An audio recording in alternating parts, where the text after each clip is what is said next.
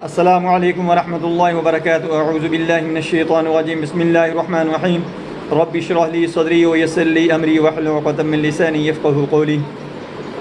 آج میں آپ کو بتاؤں گا کہ جنات جادوگروں کے جو دوبارہ حملے ہوتے ہیں وہ کیوں نہیں رکتے، ان کو کیسے روکا جا سکتا ہے، ان میں ہماری کیا کمی کوتاہی ہوتی ہے، ہماری کیا کمزوری ہوتی ہے۔ حالانکہ ہم نمازیں بھی پڑھتے ہیں، صبح و شام کے اذکار بھی کرتے ہیں، وظائف بھی کرتے ہیں، قرآن پاک کی تلاوت بھی کرتے ہیں، لیکن ہماری جادوگروں سے، جنات سے، جادو سے ہماری جان نہیں چھوٹتی۔ دوستو پوری ویڈیو دیکھیں، آپ کو بہت زیادہ فائدہ ہوگا۔ آپ دیکھ رہے ہیں، سن رہے ہیں رقیہ قرآنی ڈاکٹر حافظ، میں ہوں ڈاکٹر حافظ عبدالستار انجم۔ میرا آج کا جو موضوع ہے وہ ہے جادو اور جنات کے حملے جو بار بار ہوتے ہیں وہ کیوں نہیں رکتے۔ ہم نماز بھی 5 وقت پڑھتے ہیں، اذکار بھی کرتے ہیں، وظائف بھی کرتے ہیں، گھروں میں تلاوت بھی ہوتی ہے، صدقہ خیرات بھی کرتے ہیں، لیکن ہماری یہ جو جادوگر اور جنات ہوتے ہیں، حاسد ہوتے ہیں، نظر بد والے ہوتے ہیں، ان سے ہماری جان کیوں نہیں چھوٹتی۔ ان سے ہماری جان اس طرح نہیں چھوٹتی کہ ہم نماز بھی پڑھتے ہیں، وظائف بھی کرتے ہیں، صبح و شام کے اذکار بھی کرتے ہیں، صدقہ خیرات بھی دیتے ہیں، لیکن سب سے پہلے تو ہم حلال اور حرام کی تمیز نہیں رکھتے۔ مثال کے طور پہ ہم کو ڈیوٹی کرتے ہیں، جب ہم ڈیوٹی پوری سر انجام نہیں دیتے، اس میں کوتاہی کرتے ہیں، غفلت کرتے ہیں، ڈیوٹی پر دیر سے جاتے ہیں، جلدی چھٹی کر کے آ جاتے ہیں، یا ڈیوٹی پر ہوتے ہوئے جو اپنا ذمہ کام ہوتا ہے، جو ہماری رسپانسبلٹی ہوتی ہے، وہ اچھی طرح سر انجام نہیں دیتے، تو ہمارا تو اس تنخواہ پر بھی حق نہیں بنتا۔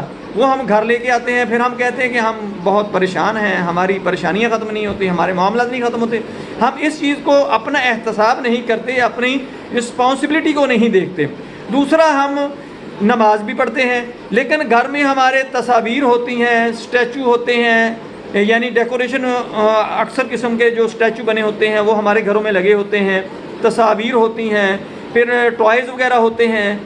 پھر ہم جب باتھ روم جاتے ہیں یا باتھ روم سے آتے ہیں، جانے کی دعا باتھ روم میں اور آنے کی دعا جو ہوتی ہے، جیسے باتھ روم میں جانے کے لیے بسم اللہ اللہم انی اعوذ بک من الخبث والخبائث ہوتی ہے، بایاں پاؤں پہلے رکھیں، دایاں پاؤں بعد میں باتھ روم میں رکھیں۔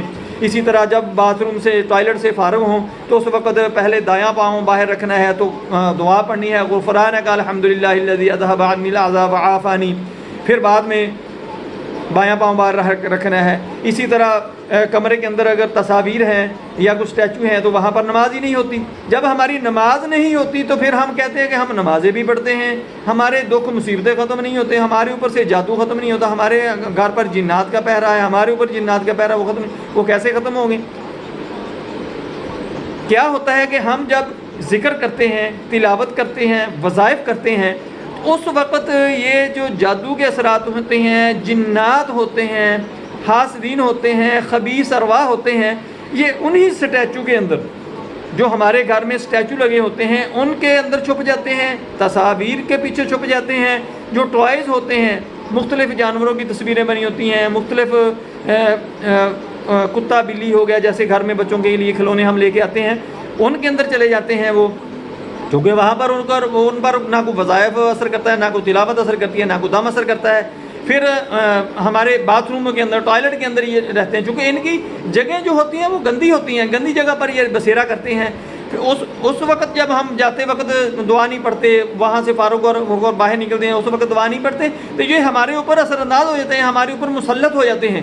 ان کا ہم اگر خیال کریں گے، یعنی اپنے گھر سے تصاویر کو ختم کر دیں، جہاں پر نماز پڑھنی ہے کم از کم اس کمرے کو تو سیپریٹ کر لیں، جس کمرے میں ہم نماز پڑھتے ہیں اس کمرے سے اسٹیچو وغیرہ اٹھا دیں، ٹوائز وغیرہ جو ہیں، کھلونے وغیرہ بچوں کے جو تصاویر کی شکل میں ہوتے ہیں ان کو اٹھا دیں، اسٹیچو اٹھا دیں، تصاویر ختم کر دیں، اور جو کچھ اس قسم کا اگر کوئی کیلنڈر وغیرہ لگا ہو جس کے اوپر تصاویر بنی ہوتی ہیں اس کو اٹھا دیں، وہاں سیپریٹ کر لیں، کم از کم اس کو سیپریٹ کر لیں، یہاں پر نماز پڑھنی ہے، اذکار کرنے ہیں، وظائف کرنے ہیں۔